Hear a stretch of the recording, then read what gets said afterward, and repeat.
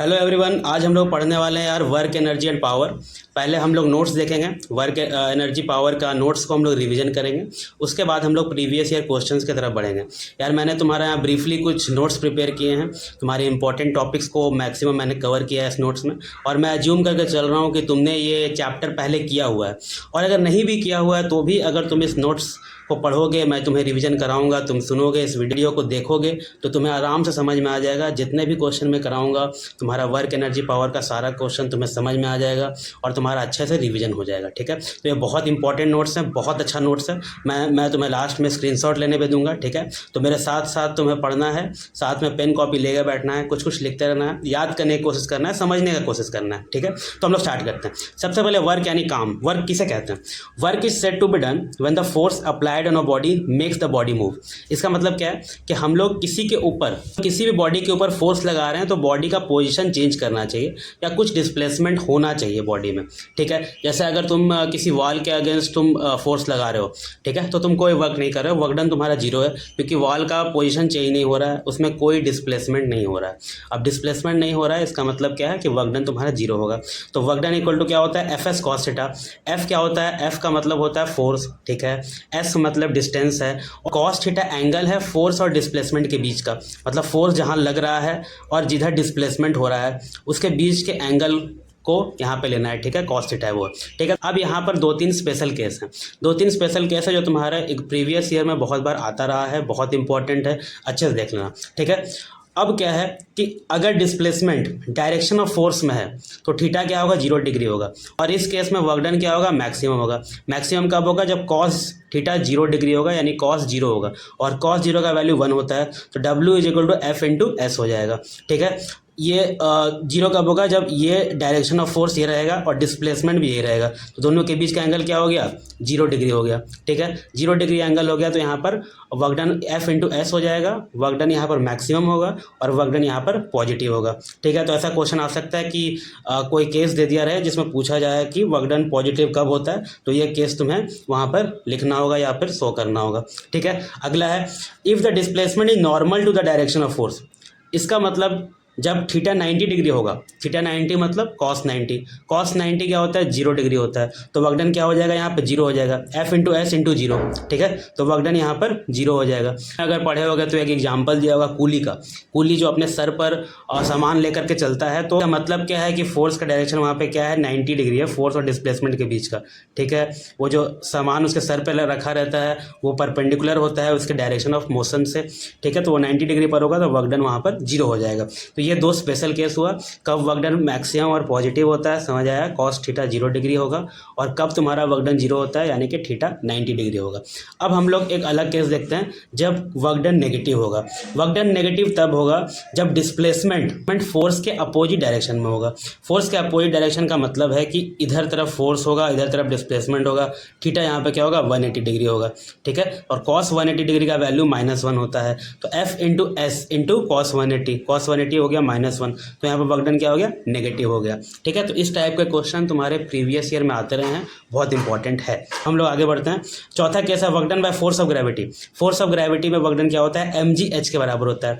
यहाँ पे mg क्या है? mg यहाँ पे फोर्स है, ठीक है, और h क्या है? डिस्टेंस है। कोई पॉइंट, अगर मान लेते कोई पॉइंट यहाँ से ग्राउंड सरफेस से h डिस्टेंस पर है, ठीक है, h डिस्टेंस पर है, तो उस पर फोर्स क्या लगता है? mg लगता है। ठीक है, mg लगता है, और डिस्टेंस क्या हो गया? यहाँ पे h हो गया, इसलिए यहाँ पे क्या हो गया? mg h हो गया वर्क डन। ठीक है, तुम्हारे यहाँ पे ग्रेविटेशनल पोटेंशियल एनर्जी के बराबर होता है, जो कि हम लोग अभी आगे देखने वाले हैं। ठीक है, नोट्स में हम लोग आगे देखेंगे। तो वर्क डन इक्वल टू क्या होगा? mg h के बराबर हो जाएगा। आगे हम लोग ये सब तुम्हें फॉर्मूला याद रखना इंपॉर्टेंट है, क्योंकि न्यूमेरिकल में काम आएगा। अगला हम लोग देखते हैं अब यूनिट क्या होता है इसका। यूनिट ऑफ वर्क क्या होता है? वर्क का पहले फॉर्मूला क्या है? F into S. ठीक है, तो अगर किसी भी फिजिकल क्वांटिटी का हम लोग को अगर यूनिट निकालना है तो हम लोग डायरेक्ट उसके फॉर्मूला से निकाल सकते हैं। एफ इंटू एस होता है, एफ का यूनिट होता है न्यूटन, और डिस्टेंस का यूनिट होता है मीटर। ठीक है, तो वर्क डन का यूनिट क्या हो गया? न्यूटन मीटर, या फिर जूल, जूल भी लिखा जाता है या न्यूटन मीटर भी लिख सकते हैं। तो ऐसा यूनिट होता है जूल। अब ऐसा यूनिट हो गया joule, 1 kilo joule equal to होता है 10 power 3 joule, 1 mega joule 10 power 6 joule और 1 गीगा जूल 10 पावर 9 जूल होता है। तो ये तुम्हारा न्यूमेरिकल में काम आएगा, इसलिए 3 वैल्यू तुम्हें याद रहने चाहिए। अगला है सीजीएस यूनिट। सीजीएस यूनिट होता है डाइन इंटू सेंटीमीटर, ठीक है। फोर्स का सीजीएस यूनिट होता है डाइन और डिस्टेंस का सीजीएस यूनिट होता है सेंटीमीटर।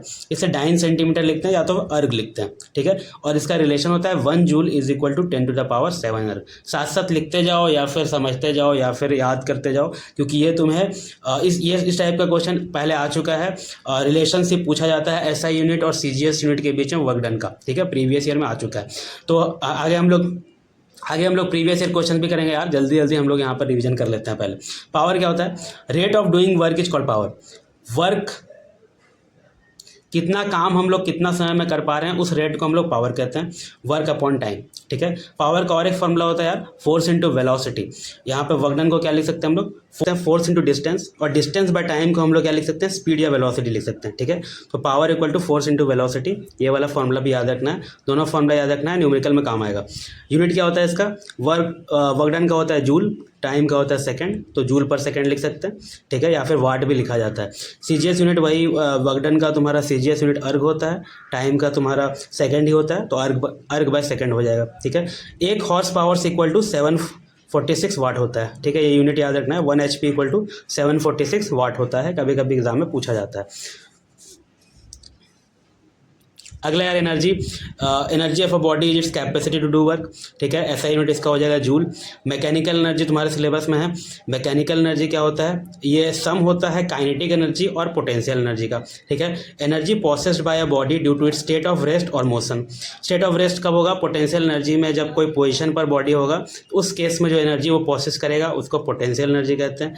और जब बॉडी किसी मोशन में होगा उस समय जो बॉडी में एनर्जी होगा उसको हम लोग काइनेटिक एनर्जी कहते हैं, ठीक है।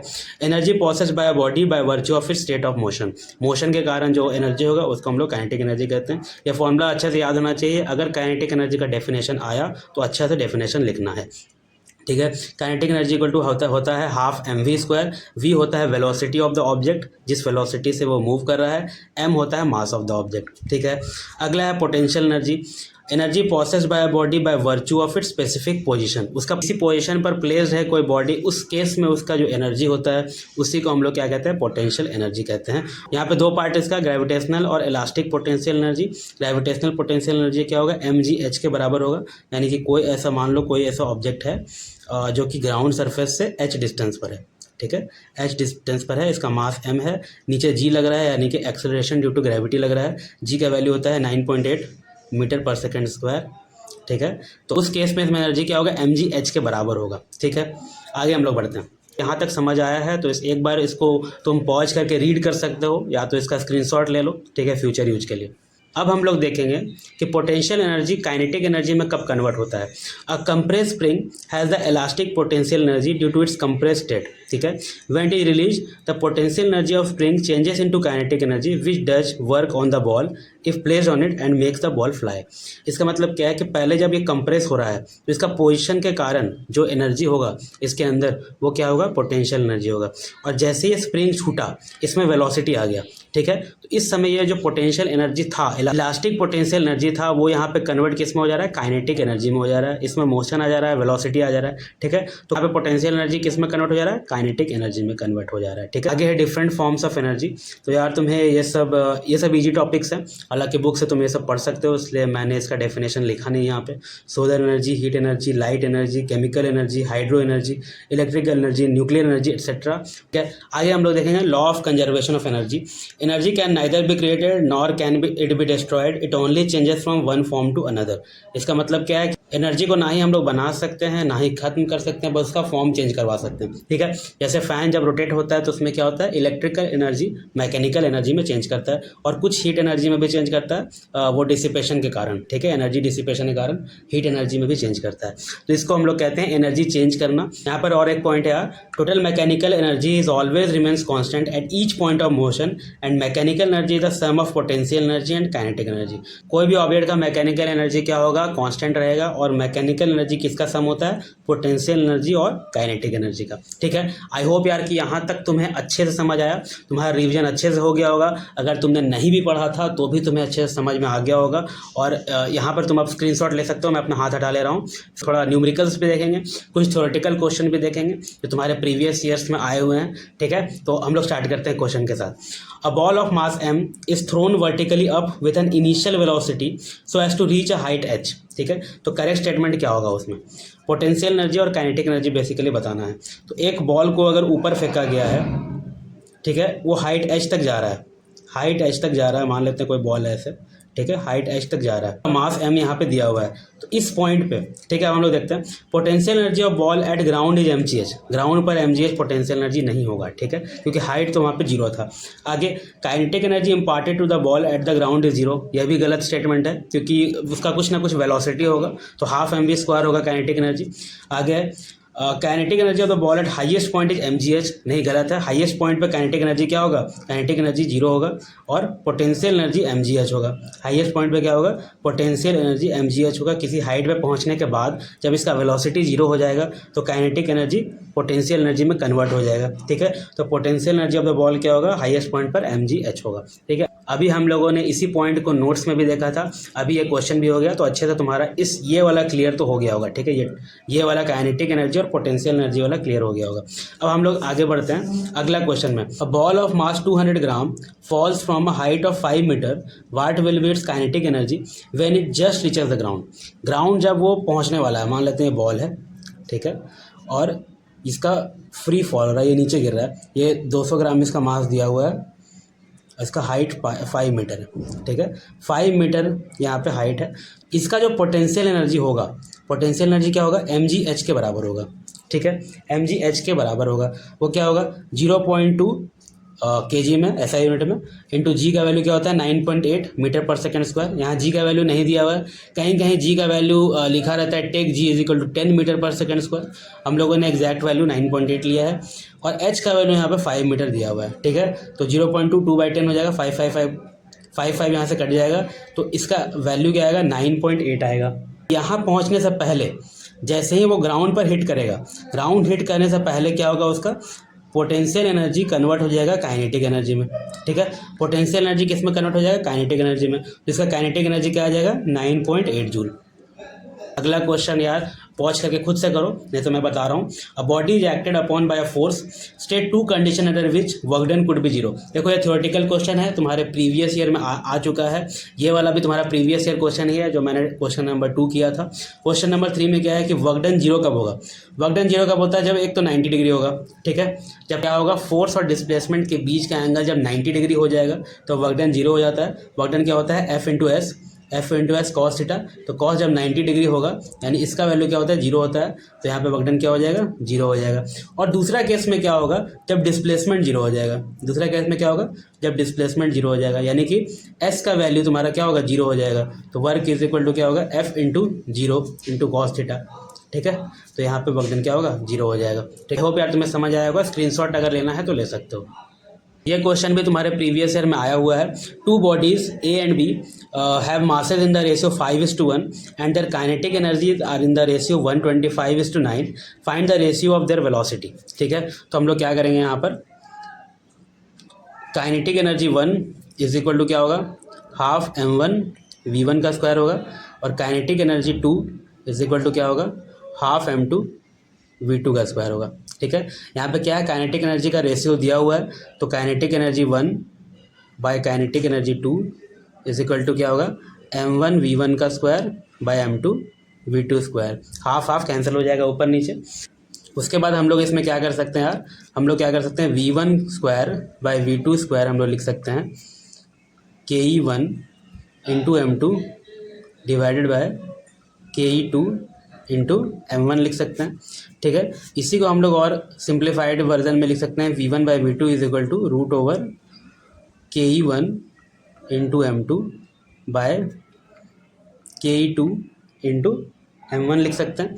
ठीक है, इसके बाद अगला पॉइंट क्या होगा? वैल्यू पुट करेंगे। v1 by v2 is equal to kinetic energy का यार रेशियो दिया हुआ है तो 125/9 हो जाएगा, और मास क्या दिया हुआ है? 5:1 दिया हुआ है, तो इस केस में क्या हो जाएगा? 1:5 हो जाएगा। ठीक है, M1 नीचे था, यहाँ पर M1 5 दिया हुआ है, M1 यहाँ पे नीचे है तो यहाँ पे 5 हो जाएगा, ठीक है। तो रेशियो यहाँ पे उल्टा हो जाएगा। अब हम लोग इसको सिंप्लीफाई करेंगे तो यहाँ पे क्या आएगा, √25/9 आएगा, ये 25 टाइम्स कटेगा और उसके बाद यहाँ पर 5:3। इसका वेलोसिटी क्या हो गया, v1:v2 क्या हो गया, 5:3 यहाँ पर आंसर हो गया। आई होप यार तुम्हें समझ आया होगा। कुछ फॉर्मूला को थोड़ा सा घुमा के वेलोसिटी के टर्म में लाना था और उसके बाद तुम्हारा ये सिंपल आंसर आ गया। प्रीवियस ईयर क्वेश्चन है, 2 मार्क्स का क्वेश्चन आया हुआ है, शायद 2012 या 14 में तुम्हारा आया था, मुझे ठीक से याद नहीं है, उसी से मैंने लिया है। तो ये ईजी क्वेश्चन था, अगर थोड़ा बहुत भी प्रैक्टिस करोगे तो तुम्हें समझ आ जाएगा, ठीक है। अगला क्वेश्चन देखो यार, क्वेश्चन थोड़ा सा बड़ा है, देख के थोड़ा डर लगेगा जो पहली बार न्यूमेरिकल कर रहा है, लेकिन क्वेश्चन ईजी है। देखो ईजी और मीडियम लेवल क्वेश्चन ही आता है, बहुत ज़्यादा हार्ड क्वेश्चन प्रीवियस ईयर में नहीं आता है। हम लोग जितना भी क्वेश्चन कर रहे हैं प्रीवियस ईयर का ही कर रहे हैं, तो 2 या 3 मार्क्स का क्वेश्चन हमेशा प्रीवियस ईयर में रहता है, न्यूमेरिकल रहेगा 2 या 3 मार्क्स का ही रहेगा, ठीक है। A body of mass 10 kg is kept at a height of 5 metre, it is allowed to fall and reach the ground, ठीक है। अब एक बॉडी है, हम लोग यहाँ बना लेते हैं। एक बॉडी है जिसका मास क्या दिया हुआ है, 10 kg दिया हुआ है, ये कुछ हाइट पर है, 5 मीटर का हाइट पर से नीचे गिर रहा है, ठीक है। 5 मीटर का हाइट पर से क्या है, नीचे गिर रहा है। अगला क्या है question, what is the total mechanical energy processed by the body at a height of 2 metre assuming it is a frictionless medium. जब यह ग्राउंड सरफेस से 2 मीटर की दूरी पर रहेगा तब इसका पोटेंशियल एनर्जी क्या होगा, सॉरी मैकेनिकल एनर्जी क्या होगा। तो मैकेनिकल एनर्जी क्या होगा, मैकेनिकल एनर्जी होगा kinetic energy plus potential energy. तो यहाँ पर तो काइनेटिक एनर्जी क्या होगा, 0 होगा, इसका फ्री फॉल हो रहा है, ठीक है। काइनेटिक एनर्जी 0 होगा और पोटेंशियल एनर्जी क्या होगा, mgh होगा। mgh किसका mgh होगा, 10 इंटू एच का वैल्यू यहाँ पर 5 होगा, 2 मीटर नहीं होगा। यहाँ पर जो एनर्जी था वही यहाँ पर भी होगा, क्योंकि इसका क्या हो रहा है, यहाँ पे फ्री फॉल हो रहा है, ठीक है, समझ में आया। और यहाँ पर क्या है, जी का वैल्यू 10 मीटर पर सेकंड स्क्वायर अज्यूम करना था, 9.8 नहीं करना था, इसलिए मैंने यहाँ पे क्या किया, 10 × 10 × 5 किया है, यानी इसका आंसर क्या हो जाएगा, 500 जूल हो जाएगा, ठीक है। अगला question, what is the kinetic energy processed by the body just before hitting the ground. अभी हमने किया था, यहाँ पर हिट करने से पहले पोटेंशियल एनर्जी किस में कन्वर्ट हो जाएगा, काइनेटिक एनर्जी में कन्वर्ट हो जाएगा, ठीक है। तो ये पहला नंबर हो गया, ये दूसरा नंबर हो गया, यानी कि काइनेटिक एनर्जी का वैल्यू भी क्या हो जाएगा, 500 जूल हो जाएगा, ठीक है, हो गया। अगला क्वेश्चन है, derive a relationship between SI and CGS unit of work. शायद ये तुम्हारे बुक में दिया हुआ होगा, नहीं भी दिया हुआ है तो भी तुम्हें डिराइव करने आना चाहिए, ज़्यादा हार्ड नहीं है, प्रीवियस ईयर में आ चुका है ये क्वेश्चन। CGS यूनिट क्या होता है, 1 जूल होता है, ठीक है। 1 जूल इज इक्वल टू क्या होगा, 1 न्यूटन इंटू 1 मीटर। अगर तुम्हें पूरा डेरिवेशन याद नहीं भी है, फिर भी तुम्हें इतना याद रखना है कि 1 जूल इज इक्वल टू 10⁻7 अर्ग होता है, ठीक है। यहाँ तक तुम्हें लास्ट में पहुँचना है, ये वाला एंड रिजल्ट है, ये 10⁻7 अर्ग होता है। तो 1 जूल इज इक्वल टू होगा 1 न्यूटन इंटू 1 मीटर। अब 1 न्यूटन इज इक्वल टू होता है 10⁻5 डाइन, ठीक है। इसको CGS यूनिट में कन्वर्ट करेंगे और मीटर को किस में करेंगे हम लोग कन्वर्ट, सेंटीमीटर में। तो ये क्या होता है, 100 सेंटीमीटर होता है, या 10⁻2 सेंटीमीटर हो गया, ठीक है। तो इसको हम लोग क्या लिखेंगे, 10⁻5 डाइन इंटू 10⁻2 सेंटीमीटर। तो यहाँ पे 1 जूल इज इक्वल टू क्या हो जाएगा, 10⁻7 अर्ग हो जाएगा। डाइन सेंटीमीटर को क्या लिख सकते हैं हम लोग, अर्ग लिखते हैं CGS में, ठीक है। तो ये तुम्हारा रिलेशनशिप आ गया SI यूनिट और CGS यूनिट के बीच में। और तुम्हें यहाँ पर रीजन, यहाँ पर ब्रैकेट में रीजन दे देना कि 1 न्यूटन इक्वल टू 10⁻5 डाइन होता है, since 1 newton is equal to 10⁻5 dyne and 1 metre is equal to 100 centimetre, ठीक है। ये रीजन देना जरूरी है, बस इतना ही करना है। 2 मार्क्स का क्वेश्चन था ये, 2 मार्क्स पूरे मिल जाते हैं। अब हम लोग अगले क्वेश्चन पर आते हैं। अगला क्वेश्चन है question number 7। A boy weighing 40 kgf climbs up a stair of 30 step each 20 centimetre high in 4 minutes and a girl weighing 30 kgf does the same in 3 minutes. मतलब गर्ल का वेट कितना 30 kgf है, boy का weight कितना 40 kgf है, और 30 step ये चढ़ रहा है, 20 सेंटीमीटर हाई है, स्टेप का हाइट क्या है 20 सेंटीमीटर है, और गर्ल क्या कर रही है 30 kgf वेट है, वो भी सेम ही कर रही है, 30 स्टेप चढ़ रही है जिसका 20 सेंटीमीटर हाई है, मतलब सेम स्टेप्स को चढ़ रही है वो केवल 3 मिनट में कर रही है और बॉय क्या कर रहा है 4 मिनट में कर रहा है, ठीक है। अब हम लोग क्या करना है, कंपेयर करना है वर्क डन बाय देम। तो वर्क डन क्या होगा, वर्क डन हमें क्या पता है mgh है, ठीक है। यहाँ पे क्या होगा, work done of boy by work done of girl होगा, ठीक है। तो mgh होता है m ऑफ बॉय, g तो सेम रहेगा, हाइट भी यहाँ पे सेम है क्योंकि सेम स्टेप चढ़ रही है और सेम हाइट का है, ठीक है। तो 30 × 20 करने की जगह हम लोग डायरेक्ट यहाँ पर h ले लेते हैं और यहाँ पर wg हो गया सॉरी गर्ल्स का कैपिटल जी ले लेते हैं, इंटू स्मॉल जी इंटू एच, तो जी एच और जी एच कैंसिल हो गया, mass of boy by mass of girl हो जाएगा, यानी कि 40/30 हो जाएगा केजीएफ में, तो 4:3 यहाँ पर वर्क डन हो जाएगा। ठीक है, वर्क डन का रेशियो क्या आ जाएगा 4:3। अब पावर क्या होता है, पावर होता है वर्क डन बाय टाइम। ठीक है, तो P1/P2 क्या हो जाएगा यहाँ पे, सॉरी गलत हो गया, P1/P2 यहाँ पे क्या हो जाएगा WB/T, TB सॉरी, यानी कि बॉय ने जितना टाइम लगाया डिवाइडेड बाय WG/TG, यानी कि गर्ल ने जितना टाइम लगाया। ठीक है, तो यहाँ पर MBGH डिवाइडेड बाय क्या हो जाएगा, टाइम ऑफ बॉय कितना टाइम लगा रहा है यहाँ पे 4 मिनट लगा रहा है, यानी 4 × 60 सेकेंड में कन्वर्ट करना पड़ेगा ऐसा यूनिट के लिए। उसके बाद M कैपिटल G के साथ होगा, यानी कि गर्ल का वेट, उसके बाद GH ये वर्क डन हो गया, और डिवाइडेड बाय यानी ऊपर चला जाएगा, 3 मिनट लगा रही है तो 3 × 60 हो जाएगा। ठीक है, यहाँ पे जगह नहीं है यार, पीछे मैंने जगह छोड़ना मैं भूल गया था, क्वेश्चन नंबर 8 डायरेक्ट लिख दिया है, इसलिए यहाँ पे मैं कर दे रहा हूँ। आई होप समझ आ रहा होगा तुम्हें। GH और GH यहाँ पे कैंसिल हो जाएगा। ठीक है, 60 और 60 भी कैंसिल हो गया, और मास यहाँ पे क्या हो गया 4/3 हो जाएगा, इंटू 3/4 हो जाएगा, तो ये कैंसिल होकर के पावर क्या हो जाएगा 1:1 हो जाएगा पावर का रेशियो। ठीक है, तो पावर का रेशियो सेम आ जाएगा, और वर्क डन का रेशियो क्या हो जाएगा 4:3 हो जाएगा। यहाँ पर थोड़ा सा लंबा डेटा दिया हुआ है, ज़्यादा डेटा दिया हुआ है, 30 स्टेप्स इंटू 20 सेंटीमीटर दिया हुआ है, लेकिन हाइट जब दोनों सेम ही चल रहे हैं तो यहाँ पर हाइट डायरेक्ट हम लोग कैंसिल कर सकते हैं। ऐसे तुम लोग 30 × 20 लिख सकते थे, ठीक है, तो वैसे भी वो कैंसिल हो जाता, ऐसे भी ये कैंसिल हो गया। तो पावर का रेशियो हम लोग को मिल गया 1:1, वर्क डन का रेशियो हम लोग को यहाँ मिल गया 4:3। ठीक है, तो स्क्रीनशॉट तुम लोग ले सकते हो अगर चाहो तो। हम लोग बढ़ते हैं अगले क्वेश्चन की तरफ।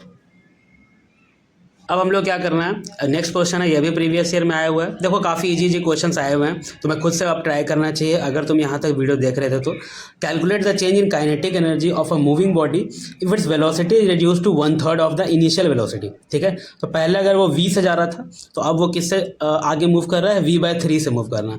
तो हम लोग को चेंज निकालना है, ठीक है, इनिशियल और फाइनल के बीच का। तो इनिशियली काइनेटिक एनर्जी क्या था, kinetic energy initial is equal to half into mv² हम लोग मान लेते हैं। यहाँ पर तुम्हें क्या करना होगा, लिखना पड़ेगा let the mass of the object equal to m, let the velocity और initial velocity of the object is equal to v। ठीक है, ऑब्जेक्ट या बॉडी जो भी, तो अच्छे से वर्ड्स में लिखना है ताकि पूरा मार्क्स मिले। चलो अगर हम लोग काइनेटिक एनर्जी तब निकालें या फाइनल ले लें या फिर उस पॉइंट पे निकालें जब उसका वेलोसिटी 1/3 हो गया, यानी कि हाफ m v/3 का होल स्क्वायर हो गया। ठीक है, तो यहाँ पे क्या हो गया, हाफ m v²/9 हो गया। अब हम लोग क्या करना है, चेंज निकालना है। ठीक है, तो चेंज इज इक्वल टू क्या हो जाएगा, चेंज इज इक्वल टू हो जाएगा ke final minus ke initial. ठीक है, ऐसे ही तो चेंज निकालते हैं। तो half m v²/9 minus half m v²। अब यहाँ पे क्या होगा, mv²/2 कॉमन लेंगे, 1/9 माइनस 1।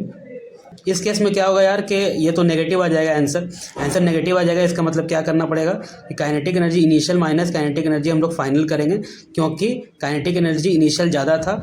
तो half mv² minus half mv²/9 करेंगे, तो यहाँ पर आएगा mv²/2 कॉमन और 1 माइनस 1/9। ये बड़ा क्वांटिटी है इसलिए इसको पहले लिखना पड़ेगा ताकि यहाँ पे नेगेटिव में आंसर ना आए। ठीक है, तो यहाँ पर हो जाएगा चेंज तुम्हारा, यहाँ पे चेंज आएगा 8/9 इंटू हाफ mv²। तो ये जो इनिशियल था उसका क्या हो गया 8/9 टाइम्स हो गया तुम्हारा चेंज। ठीक है, तो 8/9 टाइम्स उसका काइनेटिक एनर्जी हो जाएगा। ठीक है, what is the work done by the moon when it revolves around the earth. देखो ये बहुत ईजी क्वेश्चन है, अगर तुम सोचोगे थोड़ा तो तुम्हें समझ में आ जाएगा कि इसका क्या होना चाहिए। वर्क डन इक्वल टू क्या होता है, fs cos थीटा होता है। बस तुम्हें ये फॉर्मूला पता होना चाहिए। फॉर्मूला अगर पता है तो तुम बहुत आसानी से इसका आंसर कर सकते हो। मान लेते हैं ये अर्थ है, ठीक है, मान लेते हैं ये मून है, ये क्या कर रहा है, इसके चारों तरफ रिवॉल्यूशन कर रहा है। ठीक है, तो इस पॉइंट से जा करके ये वापस घूम कर कहाँ आएगा, यही आएगा, या किसी भी पॉइंट से जा करके वापस घूम करके ये वो उसी पॉइंट पर आएगा। यानी इसका डिस्प्लेसमेंट क्या है, 0 है। डिस्प्लेसमेंट क्या हो गया, यहाँ पे 0 हो गया। डिस्टेंस तो कुछ ना कुछ होगा लेकिन डिस्प्लेसमेंट यहाँ पर 0 हो जाएगा। ठीक है, तो डिस्प्लेसमेंट अगर 0 हो जाएगा तो यहाँ पर वर्क डन क्या हो जाएगा, 0 हो जाएगा। When moon revolves around the earth it's displacement is zero, तो डिस्प्लेसमेंट जीरो होगा तो फॉर्मूला में जब पुट करेंगे तो क्या होगा, work done equal to zero आ जाएगा। ठीक है, तो वर्क डन क्या हो गया, जीरो हो गया। आगे 10th number question, a girl of mass 35 kg climbs up from the first floor of a building at a height 4 metre above the ground to the third floor at a height 12 metre above the ground, तो what will be the increase in her gravitational potential energy. ठीक है, तो अगर first floor से, ठीक है, मान लेते हैं फर्स्ट फ्लोर कहीं यहाँ था, थर्ड फ्लोर कहीं यहाँ था। ठीक है, तो फर्स्ट फ्लोर का हाइट है 4 मीटर, फर्स्ट फ्लोर का क्या हाइट है 4 मीटर, उसका मास क्या है 35 kg। फर्स्ट फ्लोर से वो थर्ड फ्लोर पे जा रही है और थर्ड फ्लोर पर उसका हाइट क्या हो गया 12 मीटर। ठीक है, 12 मीटर हाइट पे वो जा रही है, इसका वेट है 35 kg, सॉरी मास है 35 kg, यहाँ पे भी 35 kg। तो यहाँ पे इसका पोटेंशियल एनर्जी क्या है, mgh1 अगर हम लोग देखें तो यहाँ पे क्या पोटेंशियल एनर्जी है 35 इंटू 10 इंटू 4। ठीक है, तो क्या हो जाएगा ये 35 इंटू 4 करेंगे 140 होगा, वो एक जीरो और आ जाएगा, तो यहाँ पे 1400 हो जाएगा। ठीक है, और यहाँ पर पोटेंशियल एनर्जी क्या होगा mgh2 होगा, और m का वैल्यू यहाँ 35 हमें पता है, g का वैल्यू यहाँ पर 10 अज्यूम करना है, और h का वैल्यू 12 है, यानी कि 350 इंटू 12 3500 और 700 यानी कि 4200 जूल आ जाएगा। ठीक है, 1400 जूल। अब क्या क्वेश्चन क्या है इसमें, what will be the increase in gravitational potential energy, मतलब यहाँ पे जो ग्रेविटेशनल पोटेंशियल एनर्जी था उससे कितना बढ़ गया जब ये थर्ड फ्लोर पे चली गई। ठीक है, तो चेंज इन या फिर लिख देना increase in gravitational potential energy, मैं शॉर्ट फॉर्म में लिख रहा हूँ तो मैं अच्छे से वर्ड्स में लिखना होगा एग्जाम में, 4200 माइनस 1400 जूल। ठीक है, तो इसका आंसर क्या हो जाएगा 2800 जूल। ठीक है, तो अब तुम इसका भी स्क्रीनशॉट ले सकते हो, मैं अपना हाथ हटा ले रहा हूँ। आई होप यार कि तुम्हें अच्छे से समझ में आया होगा। अगर अच्छे से समझ में नहीं आया तो फिर से एक बार इसको अच्छे से शुरू से देख लो, एक बार अच्छे से रिवीजन कर लो, और मैं रिकमेंड करूँगा कि इसको करने के बाद एक बार बुक से थ्योरी पढ़ लेना और प्रीवियस ईयर क्वेश्चन और भी लगा लेना। 10 क्वेश्चन हालांकि एनफ है तुम्हें समझाने के लिए, अच्छे से तुम्हारा कंसेप्ट क्लियर हो गया होगा और क्वेश्चन भी अच्छा से समझ में आ गया होगा। और अगर कोई डाउट रह गया है तो कमेंट सेक्शन में तुम पूछ सकते हो, या कोई सजेशन हो अगला वीडियो किस टॉपिक पे चाहिए तो कमेंट सेक्शन में तुम आंसर कर सकते हो। ठीक है, तो मिलते हैं अगले वीडियो में, बाय बाय।